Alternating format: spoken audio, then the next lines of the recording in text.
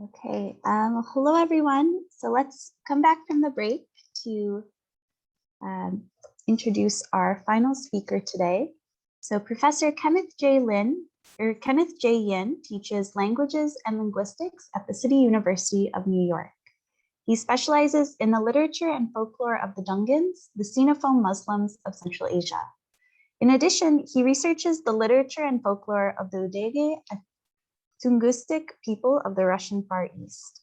His research has been supported by the American Council of Learned Societies, the Andrew W. Mellon Foundation, the National Endowment for the Humanities, and the Research Foundation of the City University of New York, among others.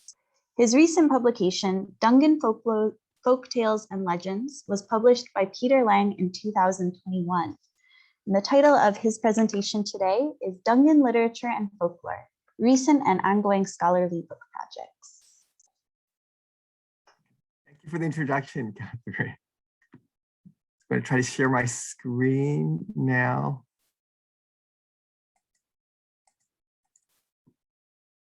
Yes. Great. Okay. Can everybody see the slides? Yes. Yes, we can. Okay. Yeah. So I'm going to talk about some of my recent and ongoing scholarly book projects in Dungan folklore and literature, as Catherine said. So first, I just want to start off with a brief introduction to who the Dungans are. The Dungans are settled in Central Asia, and their first migration to Russian Central Asia occurred in the winter of 1877 to 1878 in the immediate aftermath of the failed Dungan Revolt, of which there were several. And this was the one that lasted from 1862 to 1877 under the Manchu-Qing dynasty. Their second migration occurred during the years 1881 to 1884, following the signing of the Treaty of St. Petersburg in 1881, which restored to China the upper Ili Basin in Xinjiang, which had been occupied by Russian troops since 1871 during the Dungan Revolt. So the Dungans today live primarily in Kyrgyzstan, southern Kazakhstan, and eastern Uzbekistan. According to census data available as of 2020, there are currently an estimated 150,000 Dungans. And here is a map that shows the concentration of Dungans, courtesy of the Joshua Project. So as you can see with the green a shaded area, right? The Dungans are concentrated in Kyrgyzstan, Kazakhstan, and Uzbekistan. Okay, so I'd like to talk briefly about each of the four book projects, that one of which is recently published and three which are ongoing. The first is Dungan Folktales and Legends, as Catherine already mentioned, which was published in August of 2021 by Peter Lang. The second is a project under contract, which is forthcoming next year. It's called Mystical Forest, Collected Poems and Short Stories of Dungan Ethnographer Ali Jean. And the last two are in progress, annotated English translations. The first is called The Emergence and Development of Soviet Dungan Literature, a periodized literary history of Fatima Makeyeva. And the second is Blood Relations, a nonfiction novel by Fatima Makeyeva about Soviet Dungan writer Arli Arbudu. So Dungan Folktales and Legends, as I have right here, is my annotated English translation of the scholarly introduction, 78 narratives, accompanying endnotes and other selected back matter appearing in the classic Russian language work, Dunganskie Narodnie Сказки и Предания, the first edition, which was published in 1977. My English language edition was published by Peter Lang, as I said, earlier this year. So Boris Rifton, who lived from 1932 to 2012, a Soviet and Russian folklorist, did much to elucidate the peculiarities of Dungan folklore in the foundational Russian language work I just mentioned, Dungan Folktales and Legends, which he co-authored with the ethnic Dungan scholars Mahmud Hassanov and Ilyas Yusupov. So Rifton's large study here with Hassanov and Yusupov indicates that Dungan folk stories are firmly rooted in Chinese storytelling traditions, but also exhibit substantial Middle Eastern, East Asian, and Central Asian influence.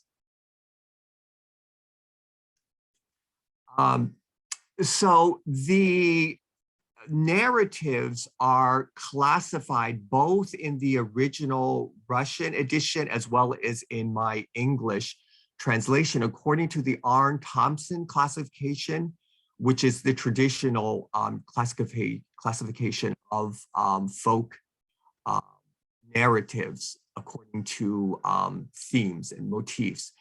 So the first grouping is wonder tales and animal tales, which is the largest. The second is novelistic tales, folk anecdotes, and short stories.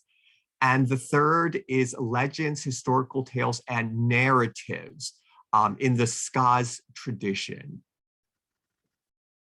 So I'd like to show you the titles as I've translated them for the English language edition. So again, the first grouping of the tales, wonder tales and animal tales, 40 selection, and this is these are the titles for the first 20 selections. And here are the titles for the next 20 selections. So making for a total of 40 wonder tales and animal tales. And next, novelistic tales, folk anecdotes, and adventure stories.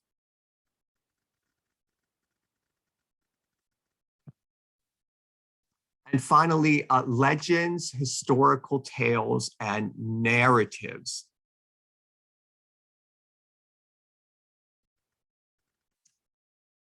Okay.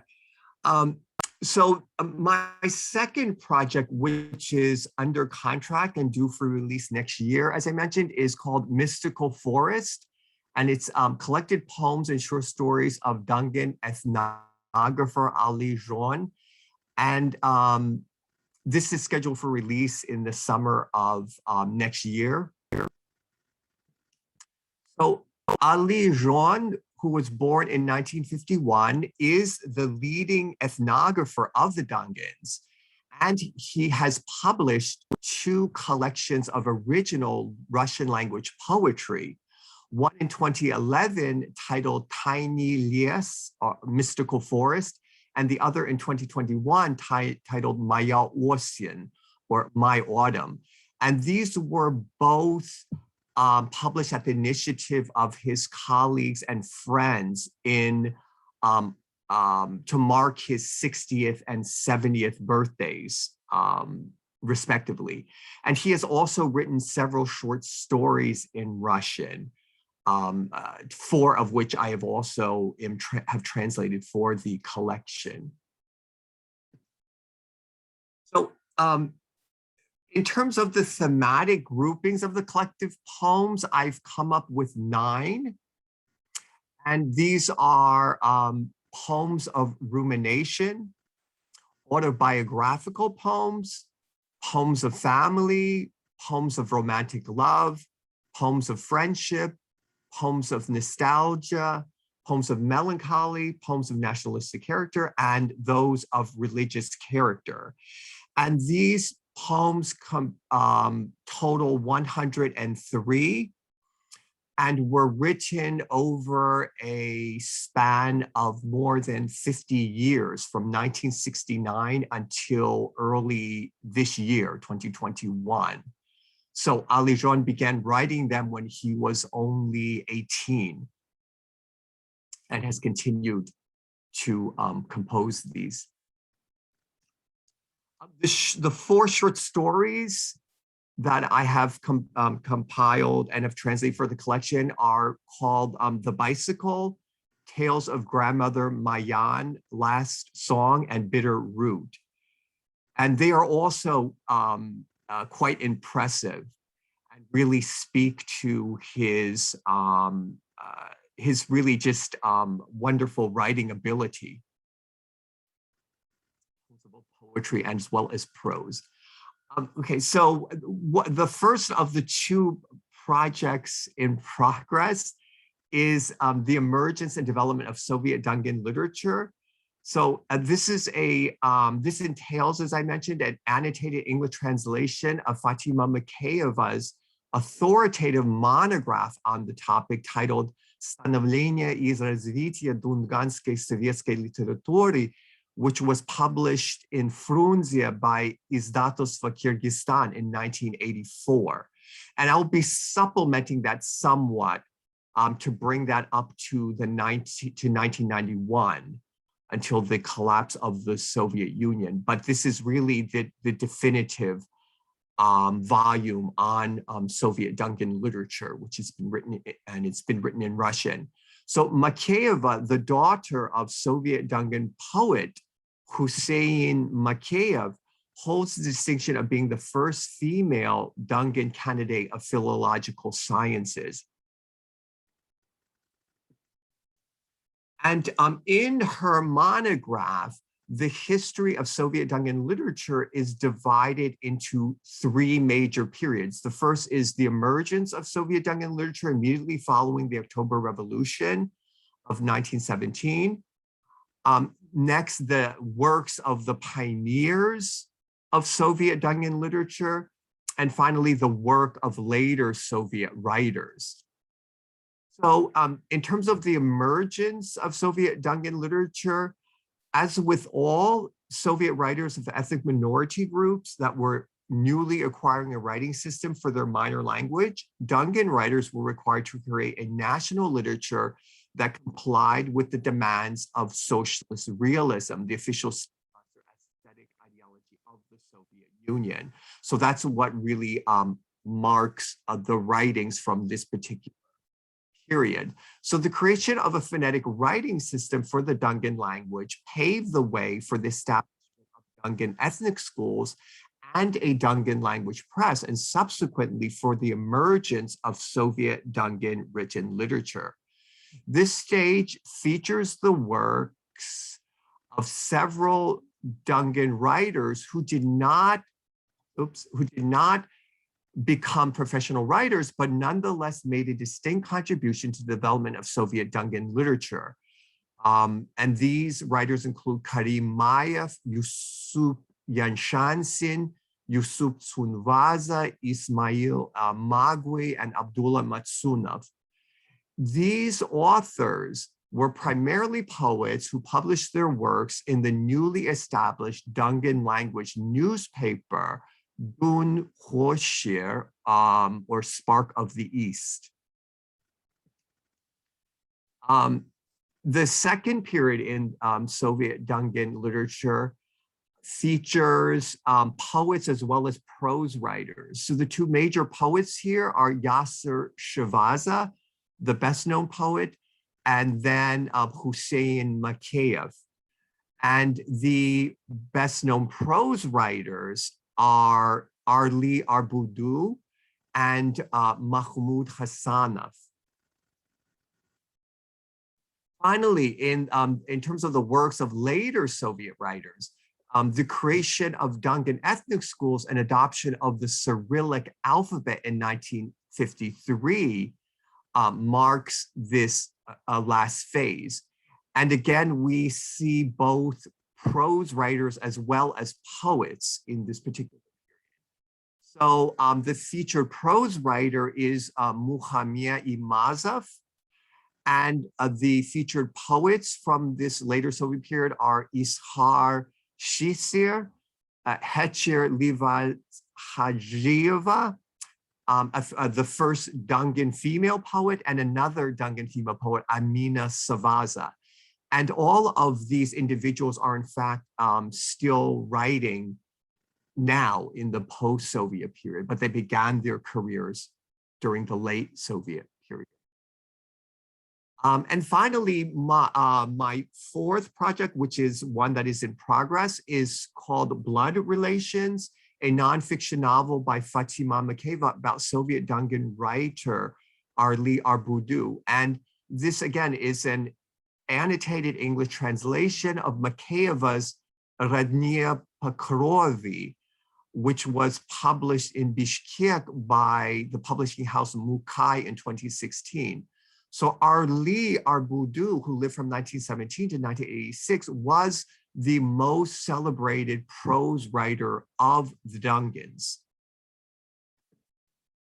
And the 9 chapters in this nonfiction novel are listed here. So, and these are my translations from the original language edition. So from the author, chapter 1, chapter 2, My Reminiscences, chapter 3, Arli Arbudu, our contemporary, and then chapter 4 begins the actual narrative.